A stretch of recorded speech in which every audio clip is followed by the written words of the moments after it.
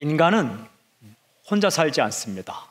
인간과 함께 살아갑니다. 아무리 대단한 사람도 홀로 견딜 수가 없습니다. 함께 살아가죠. 그 가운데 얽히고 설킨 복잡한 인간 관계가 발생합니다. 모든 인간관계 가운데 가장 기본이 되는 관계는 무엇인가? 그건 부부관계입니다. 창세기 읽어보면 부모 자식 관계보다 먼저 주어진 게 남편과 아내와의 관계입니다. 그러니까 이 부부관계 속에 인간관계의 모든 비밀이 담겨 있습니다. 오늘 읽은 말씀은 남편과 아내의 관계에 대해 하시는 말씀입니다. 그러나 이것은 비단 남편과 아내와의 관계뿐만 아니라 인간관계의 모든 영역에 적용될 수 있는 그런 메시지입니다. 아주 중요한 메시지를 전해주고 있습니다. 읽고 또 읽고 묵상하고 제가 기도했습니다. 그러는 가운데 이런 표현이 마음에 들어왔습니다. 마음 곱게 마음 알고. 나의 마음을 곱게 하고 다른 사람의 마음을 알 수만 있다면 서로가 행복하겠다라는 생각이 들었습니다. 오늘 메시지의 이 핵심은 이렇습니다. 내 마음을 곱게 가지고 상대방의 마음을 이해하라 라는 것입니다. 마음 곱게 마음 알고. 그래서 오늘 메시지의 제목으로 정했습니다. 여러분 본문의 순서를 따라서 하나님의 메시지를 선포하겠습니다. 1절 2절 우리 함께 읽겠습니다. 1절 2절 함께 시작. 아내들아 이와 같이 자기 남편에게 순종하라. 이는 혹 말씀을 순종하지 않는 자라도 말로 말미암지 않고 그 아내의 행실로 말미암아 구원을 받게 하려 함이니 너희의 두려워하며 정결한 행실을 봄이라. 이 베드로 전서가 쓰여질 당시에는 믿지 않는 남편과 살아가는 그리스도인 여인들이 참 많았습니다. 그 이유는 뭐냐면 로마 사회에서는 여인이 결혼을 하면 남편이 믿고 있는 종교를 따라가야 됩니다. 근데 반대로 남자는 여인의 종교를 따라가지 않아도 되었습니다. 저에게 항의하지 마십시오. 그때 그랬다는 겁니다. 그러니까 결과적으로 어떤 일이냐면 믿지 않는 아내와 살아가는 그리스도인 남자는 거의 없는 반면에 믿지 않는 남편과 살아가게 되는 여인이 참 많았다라는 겁니다. 오늘날도 비슷한 현상이 많이 나타나죠. 이때 믿음을 가진 아내는 어떻게 행동해야 하는가? 방금 읽은 1절 2절 말씀 속에 아주 숨겨져 있는 몇 가지의 메시지가 있습니다. 숨은 메시지가 있는데 첫째는 남편을 포기하지 말라라는 거예요. 믿지 않는다는 이유로 포기하거나 버려서는 안 된다. 오늘 말씀 보면 믿지 않는 사람을 버리라 라고 말씀하지 않고 어떻게 그들 앞에서 행동할 것인가 말씀하고 있죠. 두 번째는 믿음을 포기하지 말라. 남편이 믿지 않는다고 해서 그 남편 때문에 그 남편의 마음을 얻기 위해서 자신의 믿음까지 포기하면서 하나됨을 이룰 필요는 없다. 그래서 하나가 되는 게 아니다 라는 것. 세 번째는 소망을 가지라.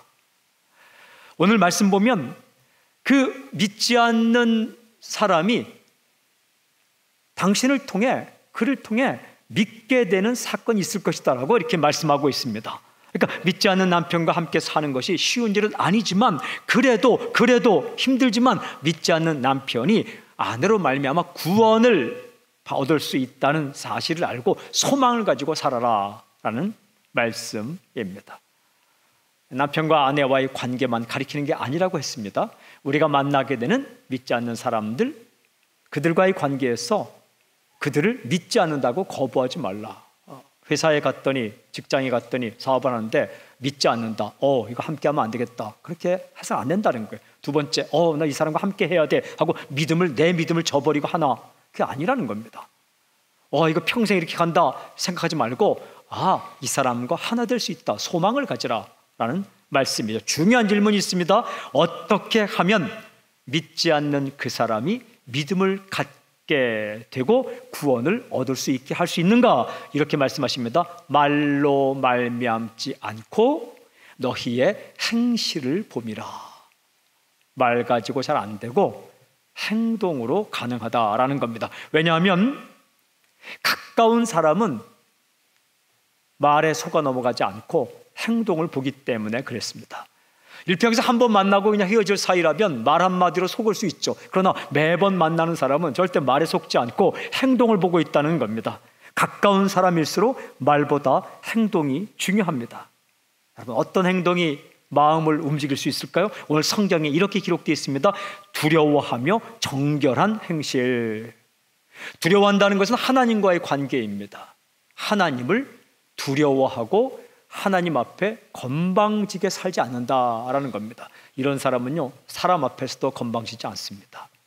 하나님 두려운 줄 모르면 사람 앞에 함부로 행동하게 되죠. 먼저는 하나님을 두려워하고, 그 다음엔 정결한 것은 인간과의 관계에서 나타나는 겁니다. 순결하고 깨끗한 삶이죠. 거짓말시키지 않고 속이지 않고 도덕적으로 선하게 살아가는 것, 성적으로 깨끗함을 유지하는 것. 그러니까 하나님을 잘 믿고 사람과의 관계에서 순결성을 지키다 보면 이런 행동을 보고 믿지 않는 사람도 하나님을 믿게 되는 놀라운 역사가 있을 것이다 라고 말씀하십니다. 질문이 있어요. 여러분, 우리가 안 믿는 사람에게, 또한 그 믿지 않는 사람에게 이 영향을 주어서 그를 변화시키려면 무엇부터 해야 되는가? 오늘 성경에서는 이 내면이 중요하다 이런 말씀하세요. 내면, 속사람이 중요하다. 속에 있는 게 겉으로 드러나고, 겉으로 드러나는 아름다움이 다른 사람에게 영향을 주기 때문에 그렇습니다. 그래서 이어지는 3절 4절에서는 속마음, 이 속을 잘 단장하라 이런 말씀이 나옵니다. 3절 4절 읽어볼까요? 함께 3절 4절 시작. 너희의 단장은 머리를 꾸미고 금을 차고 아름다운 옷을 입는 외모로 하지 말고 오직 마음에 숨은 사람을 온유하고 안정한 심령에 썩지 아니할 것으로 하라. 이는 하나님 앞에 값진 것이니라. 여러분, 이 말씀을 잘 이해해야 돼요. 너희의 단장은 외모로 하지 말라 했더니 그냥 머리 풀어 헤치고 뭐 뒤집어 입고 그렇게 살라는 얘기가 아닙니다. 오늘 성경을 잘 보면 단장을 하라는 말씀이에요.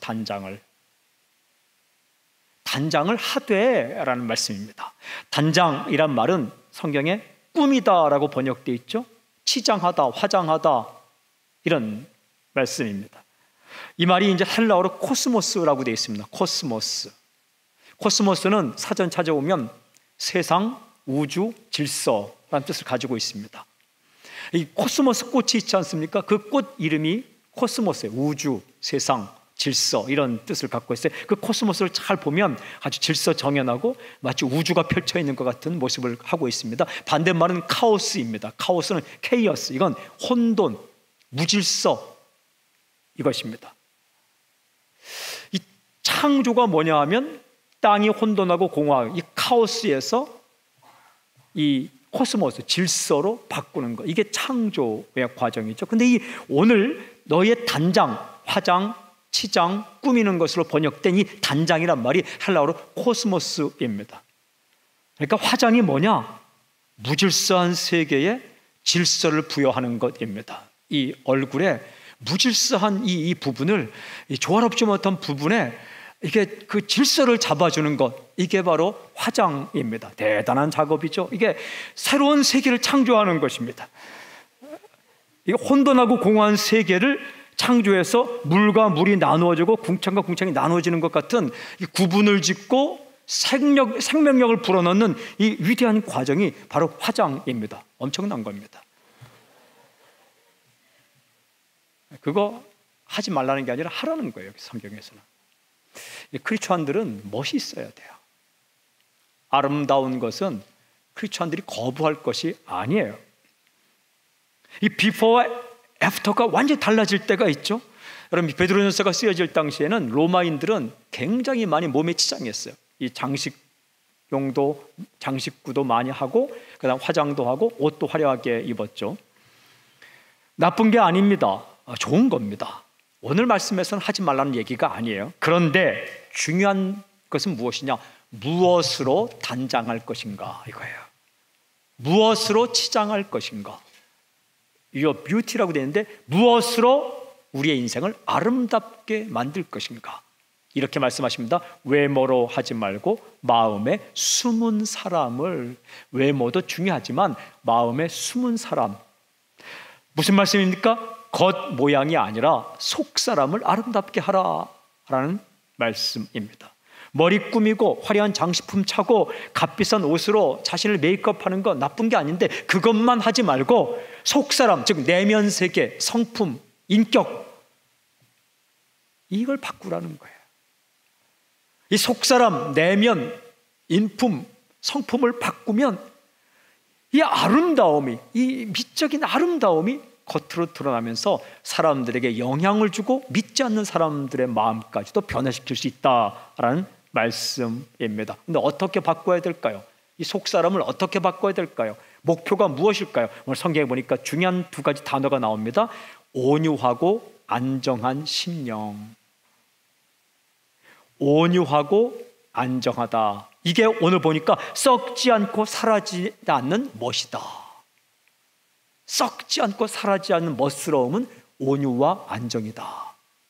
저는 여기다가 네 글자 사자성어를 붙인다면 멋짐 폭발, 이렇게 이게 멋들어짐이 폭발하는 것은 온유와 안정이다. 오늘 성경에 보니까 하나님 앞에서 아름다운 것이니라. 참 아름다운 것이다. 온유가 뭡니까? 온유는 부드러운 거예요. 고집을 피우지 않는 것입니다. 따뜻함입니다. 그러니까 상대방의 말이나 생각을 무시하지 않고 상대방의 말이나 결정을 존중해 주면서 내 고집을 꺾는 것, 잘 들어주는 거예요. 여러분, 상대방의 생각과 방식을 존중하는 태도가 온유해요. 이런 사람은 호감을 줍니다. 누군가 당신의 생각과 판단을 잘 들어주고 이해하고 그리고 따라준다. 그럼 그 사람에게 호감을 느끼게 된다는 말씀입니다. 안정은 뭐냐 하면 평안함을 가리킵니다. 이랬다 저랬다 하지 않는 것, 늘 평안한 상태. 그래서 어떻게 비유할까? 집과 같은 성격, 집. 사람들은 집을 찾아 헤맵니다. 집, 하우스. 그러니까 나는 변하더라도, 내가 왔다 갔다 하더라도 좀 변치 않는 그런 대상을 찾아요. 고향 같은 사람, 집 같은 사람, 때때로 늘 언제나 돌아가면 그 자리에 있는 아버지나 어머니 같은 사람, 그걸 찾아 헤매요. 어떤 사람 만나는데 안정성이 있다. 이랬다 저랬다 하지 않고 내가 슬플 때나 기쁠 때나 어려울 때나 힘들 때 찾아가면 그곳에 늘 있는 사람처럼 나를 대해준다.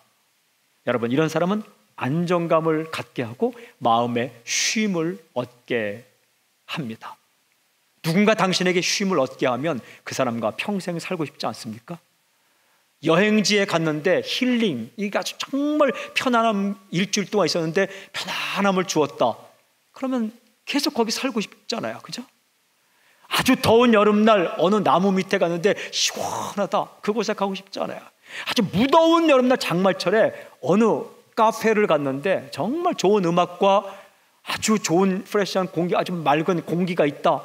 그곳에 계속 가지 않습니까? 그게 이 안정, 평안함, 쉼을 주는 것. 그런 사람은 그냥 사람들이 찾아온다는 거예요. 온유, 상대방의 이 생각과 판단을 존중해주고, 안정, 늘 평안함과 쉼을 줄 수 있는 그런 내면의 세계, 이 내면의 세계가 하나님 보신 아름다움이고, 이 세계가 있으면 이 장식구나 화장과 치장과 관계없이 이 아름다움이 장착되면 믿지 않는 남편도 변화시킬 수 있다 라는 말씀입니다. 여러분, 남편과 아내와의 관계만은 아니라 했습니다. 모든 인간 관계에 해당되는 말씀입니다. 말씀 읽다 보면 이런 질문이 생깁니다. 그렇게 살아가는 사람이 누가 있어? 모델이 있어야지. 하나님께서 이어지는 5절 6절에 한 명의 모델을 제시합니다. 이 5절 6절 제가 읽을게요. 전에 하나님께 소망을 두었던 거룩한 부녀들도 이와 같이 자기 남편에게 순종함으로 자기를 단장하였나니 사라가 아브라함을 주라 칭하여 순종한 것 같이 너희는 선을 행하고 아무 두려운 일에도 놀라지 아니하면 그의 딸이 된 것이니라. 사라라는 여인을 말합니다. 전에 아름다운 인생을 살았던 여러 부녀들이 있지만 사라, 아브라함의 아내이죠. 그를 예를 듭니다. 그러니까 우리도 사라처럼 살면 그의 딸이 된다. 무슨 뜻이냐면 진정 아름다운 믿음을 가진 그런 사람이 될 수 있다라는 말씀입니다. 이 사라가 아브라함 남편을 전도한 건 아닙니다. 근데 사라가 속사람을 아름답게 한 사람, 온유하고 안정된 심령으로 사람들에게 호감을 주고 남편을 정말 존중했던 여인의 대표적인 사람으로 제시되고 있습니다. 사라는 어떻게 했는가? 오늘 성경에 보니까 이렇게 행동을 표현합니다. 첫째는 사라는 자기 남편을 주라고 불렀다. 주는 주인이라 뜻입니다. Lord, 주인. 우리가 주님 부를 때 그 뜻입니다. 사라는 자기 남편을 주인이라고 불렀다. 창세기 18장 12절에 보면 사라가 자기 남편을 말할 때 내 주인 이렇게 불렀다는 거예요.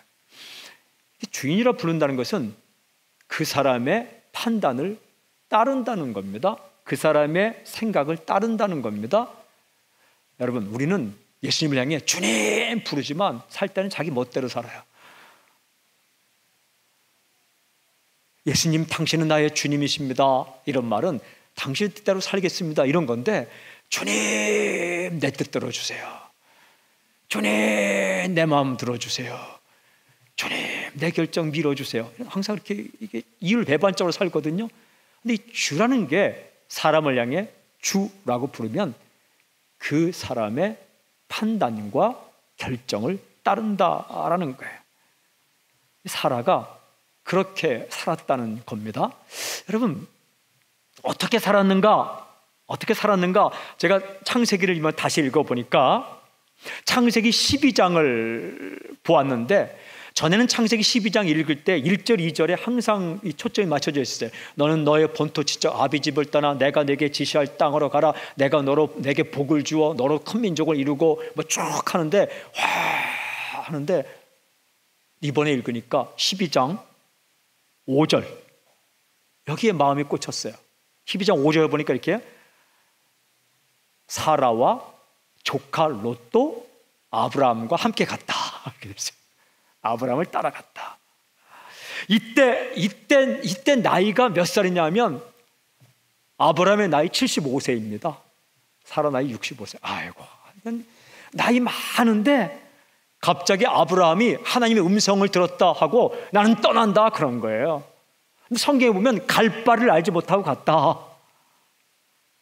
이때 사라가 그냥 그 아브라함의 결정을 그냥 받아들였다라는 거예요. 이게 어려운 거예요. 보통 이럴 때 사람들은 어떻게 말하냐면, 그거 정말 제대로 하나님의 음성을 들은 거야? 이렇게 물어보는 거죠.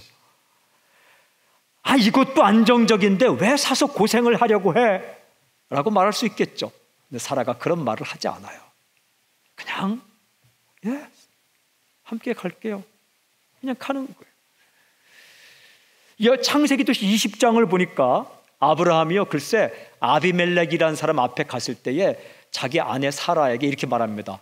오늘은 당신을 나의 누이 동생이라 하자. 왜냐하면 이유는 자기가 죽을까 봐 그랬습니다. 예쁜 아내를 가진 이 아브라함이 하여튼 그 말 할 때 사라가 기분 나쁘진 않았을 것 같아요. 당신은 어여쁘니 예쁘니 당신을 차지하기 위해 나를 죽이고 당신을 차지할 것이요 라고 얘기했던 거죠. 근데 이게 참 이 말에 따라줄 수 없는 상황인데 사라가 그냥 따라줍니다. 결국은 어려움을 당하게 되지만 하나님께서 개입하셔서 그들을 살려주셨죠. 근데 오늘 성경 보니까 이 아브라함이 갑자기 하나님의 명령을 듣고 떠난다고 할 때에도, 아브라함이 약간 미흡한 생각으로 살아남기 위해서 엉뚱한 말을 할 때에도 이 사라가 그냥 그 판단을 들어줬다는 거예요. 제가 가만히 생각하니까 아브라함 입장에서 얼마나 고마웠을까. 무슨 뜻이에요? 존중해 준다는 겁니다. 판단과 결정을 존중해 준다는 것이죠. 고마웠을 거예요. 성경을 쭉 읽어보니까 사라가 죽었을 때요, 아브라함이 참 슬퍼했습니다. 그리고 막벨라 굴을 사서 거기다가 자기 아내를 장사를 오랫동안 지내는 걸 알 수가 있죠. 오늘 성경에 보니까 이런 표현이 있어요. 놀라지 않고 두려워하지 않고, 성경에 보니까 아무 두려운 일에도 놀라지 아니하면 사라처럼 될 것이다. 그러니까 아무 두려운 일에도 놀라지 아니하면 사라처럼 믿음의 여인이 될 것이다. 무슨 뜻이냐면 남편들이, 여러분, 어린아이들처럼 아내를 얼마나 놀라게 합니까?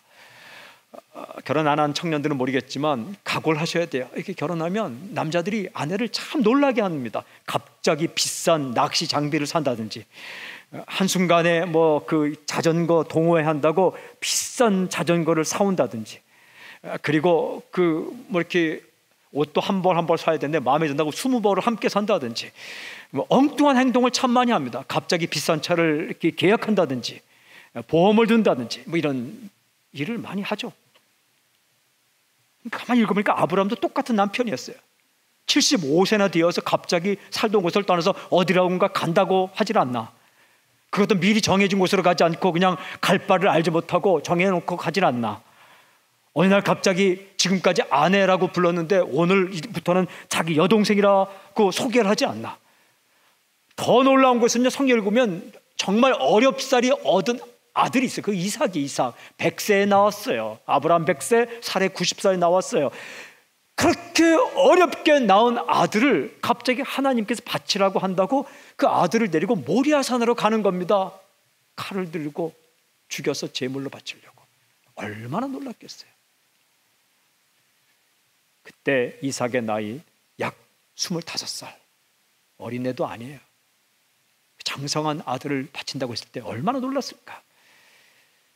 또 성경 읽어보니까 조카 롯, 아들도 아니에요. 조카 롯이 위험을 당할 때에 그 조카를 구하겠다고 삼촌이, 아브라함이 사람들을 쫙 군사를 이끌고 무기를 가지고 구하러 가는 거예요. 무슨 독립운동도 아니고 아무것도 아니고 그저 죄악에 빠진 그 롯, 방탕한 롯을 구하겠다고 아브라함이 갈 때에 목숨 걸고 가는 이 아브라함, 얼마나 그 아내의 마음을 놀라게 했을까요? 그런데 사라가 이 두려운 일을 당할 때 놀라지 않았다는 거예요. 그냥 뜻을 존중해주고 따랐다라고 이렇게 이야기하고 있어요. 중요한 질문이 있어요. 두려운 행동을 해도 놀라지 않을 수 있는 비결이 무엇일까? 하나님께 맡기십시오. 하나님께 맡기는 거예요. 사람 마음 내가 바꾸지 못합니다. 여러분, 아주 가까운 친구의 마음도 당신이 바꾸지 못합니다. 결론을 내리고 다가올 때 말로 못 바꿉니다. 그런데 좀 존중하는 마음으로 들어주다 보면 어느 정도 가다가 바뀔 때가 있다는 거예요. 하나님께 맡기고 기도하십시오. 설령 좀 잘못된 결정이 있을 때 말을 하고 더 말 듣지 않을 때는 하나님께 기도하십시오. 막아달라고. 이게 내가 할 수 있는 일이 아니에요. 결국은 사람 마음을 바꾸는 것 내가 할 수 있는 일이 아니더라고요. 직장에서 그리스도인이 아닌 상사와 그리스도인 내가 살아갈 때 여러분 아무리 외쳐도 그의 마음 바꾸는 거 당신이 하는 거 아닙니다.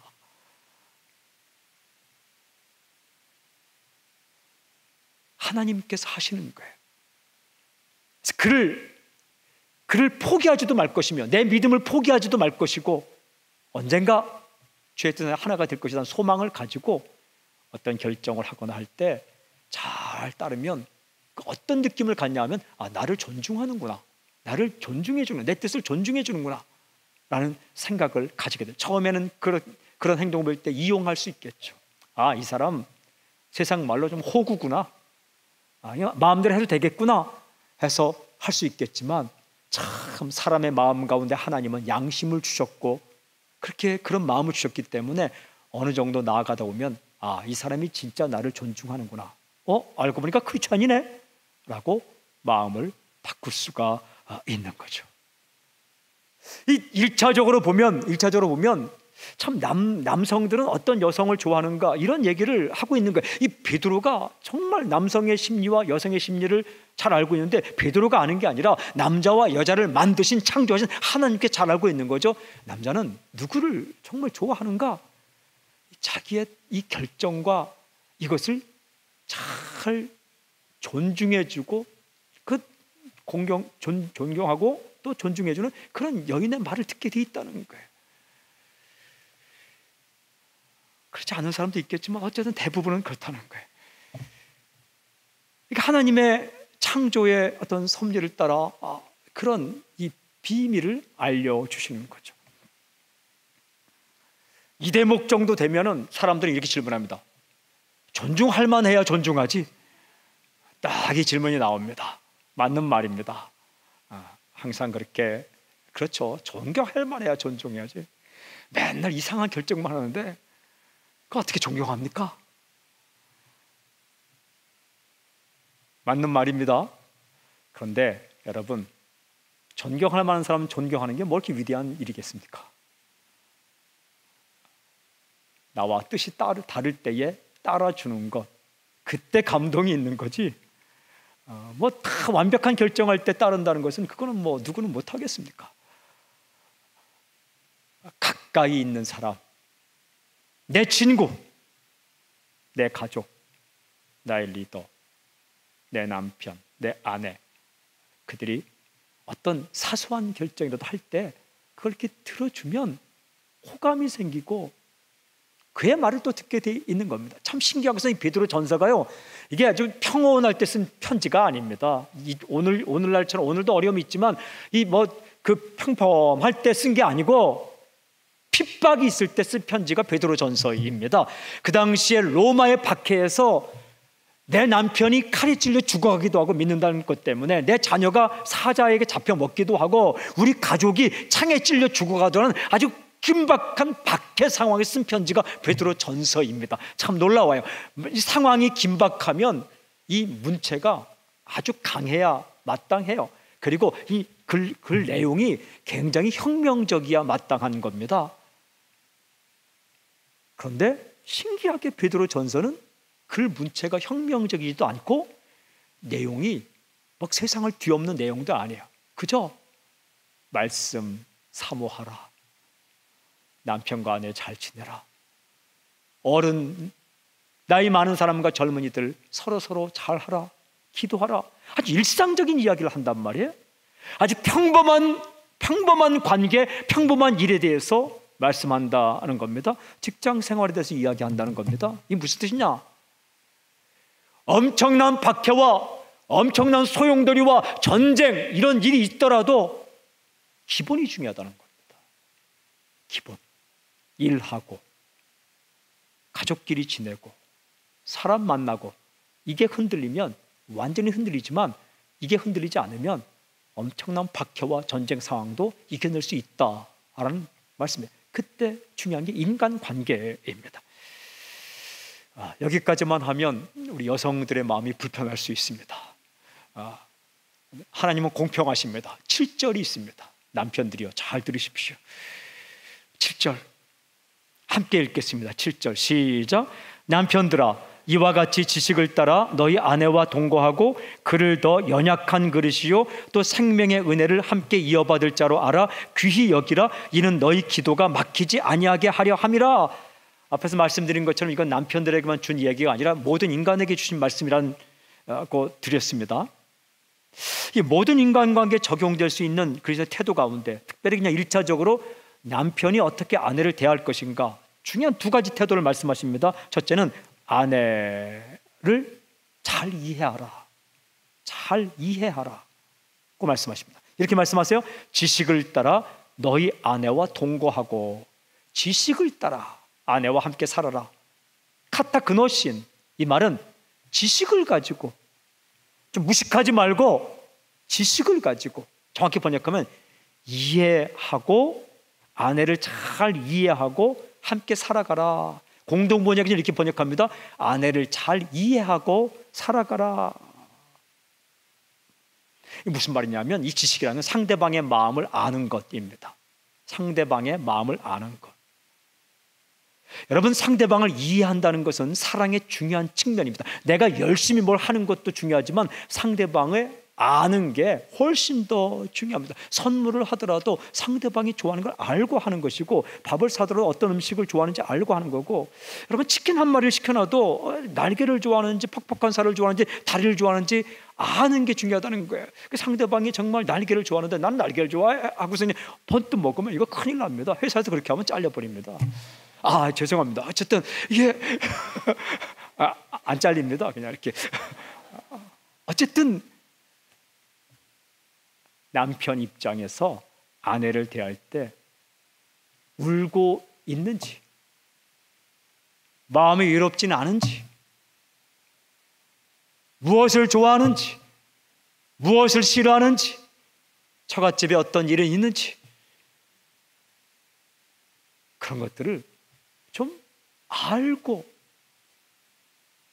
함께 살아라, 이런 말씀입니다. 굉장히 중요한 말씀이에요. 또 이도목에서 여러분들은 당신은 잘하느냐 이렇게 묻지 마십시오. 저도 잘 못합니다. 오늘 저도 설교하는 게 아니라 설교 듣고 있습니다. 저도 예전에는 막 집에 안 들어간 날이 많았습니다.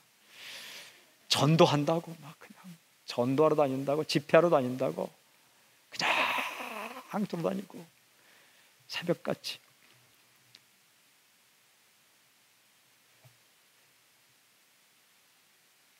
지금은 잘 들어갑니다.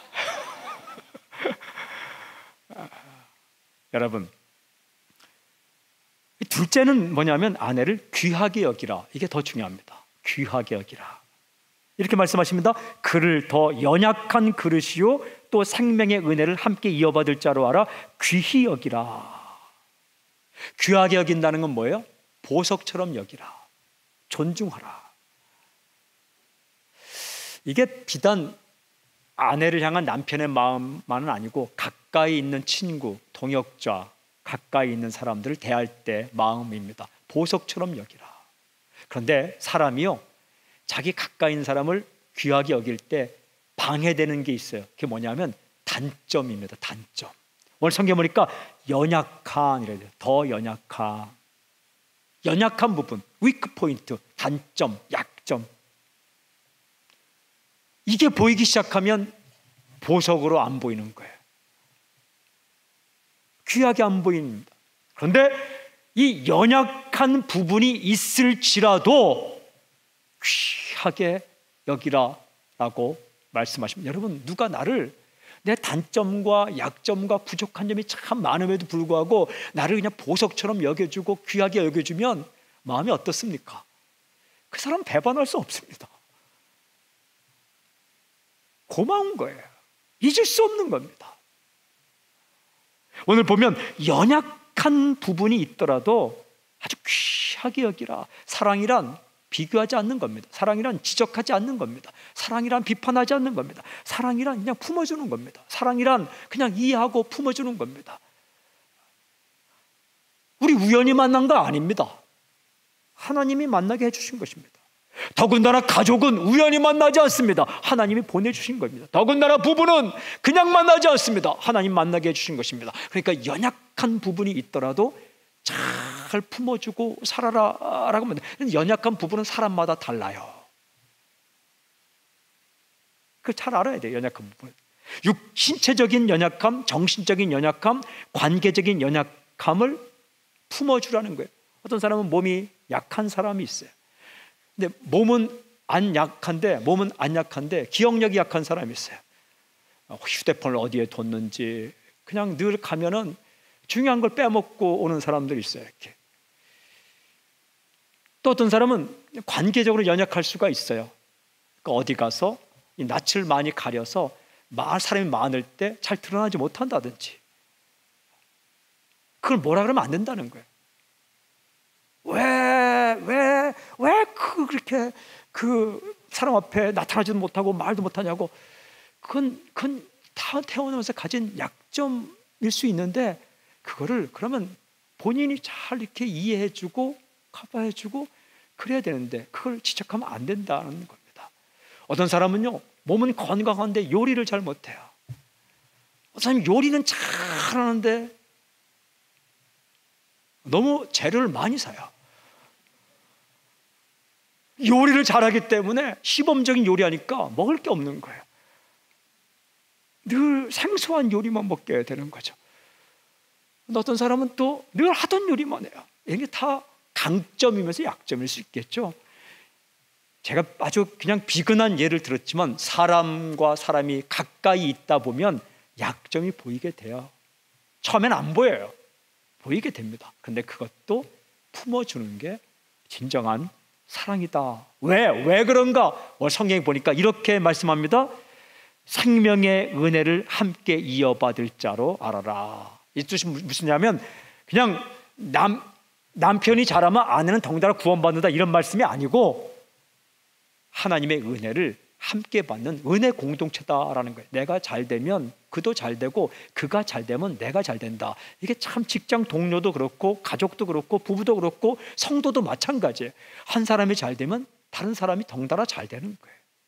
은혜 공동체예요. 축복 공동체예요. 운명 공동체로 부름 받았습니다.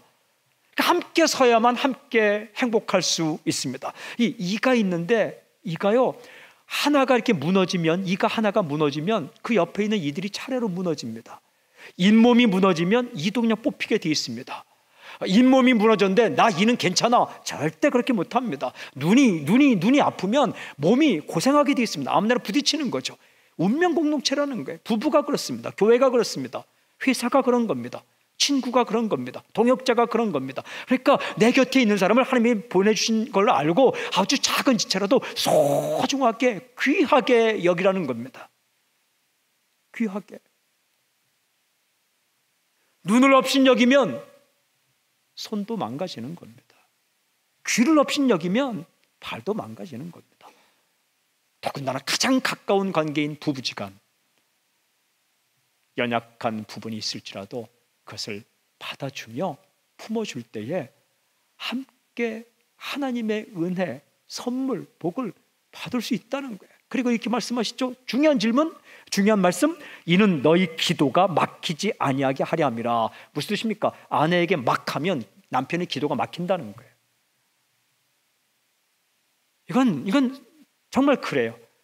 갑자기 교회 오기 전에 화를 버럭 내고 와서 딱 엎드리면 여러분 그때부터 기도가 막 나온다. 그 사람은요 대단한 사람이에요. 어쨌든 대부분은 이게 잘 안 나와요. 남편과 아내만 그렇습니까? 친구끼리 한참 싸웠다가 와서 이 자리에 앉아 있다고 생각하세요. 혹시 지금 그 예배 오기 전에 무슨 일로 그냥 한바탕 싸웠다. 교통사고만 나도 그래요. 차 접촉사고만 나도 딱 앉아 있다. 한참 집중력이 분산됩니다. 이게 턱 막혀버립니다. 그래도 하나님이 뚫어주시면 기도가 열리고 찬양이 열리고 말씀이 열리는 역사가 있지만 순간적으로는 이게 숨이 턱 막힙니다. 더군다나 심한 말을 한마디 듣고 왔다. 이게 턱 막히는 거예요. 더군다나 들은 정도가 아니라 자기가 심한 말을 하고 왔다. 그러니까 인간 관계가 영적인 관계에 영향을 미친다라는 말씀입니다. 그러니까 여러분 가까운 사람 이해하고 존중하고 사는 게 우리의 영적인 생활에 굉장히 중요한 요소라는 거예요. 저는 이런 말씀이 있다는 게 놀라웠어요. 이는 너희 기도가 막히지 아니하게 하려 함이라.